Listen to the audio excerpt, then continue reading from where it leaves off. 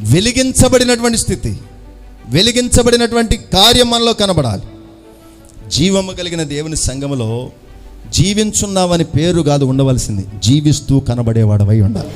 ఆయన చే వెలిగించబడిన మనం, జీవం పొందినటువంటి మనం వాక్యమునకు అనేకులకు ప్రకటించు వారమై ఉండాలి. వాక్యం ఎవరికి కావాలంటే నాకే కావాలి. ఎందుకంటే నన్ను వాక్యము శోధించాలి, నా ఆలోచనలను శోధించాలి, నా ఆలోచనలు పరిశోధించాలి. జీవము కలిగిన దేవుని సంఘములో జనులు విశ్వాసము కలిగి, క్రియలు కలిగి, దేవునికి వాక్యము చేత వెలిగించబడిన వారమై, దేవునికి వాక్యము చేత శోధించబడిన వారమై, దేవునికి వాక్యము మనలో ఉన్న లోపములను దిద్దబడినట్లయి ఉండగలిగితేనే మనం బ్రతుకుచూ ఉండగలం.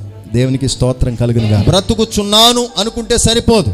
ప్రతినిత్యము దేవుని యొక్క వాక్యం ఏమని చేయాలి? మన ప్రాణాత్మల దేవుని వాక్యం, దీనికున్న గొప్ప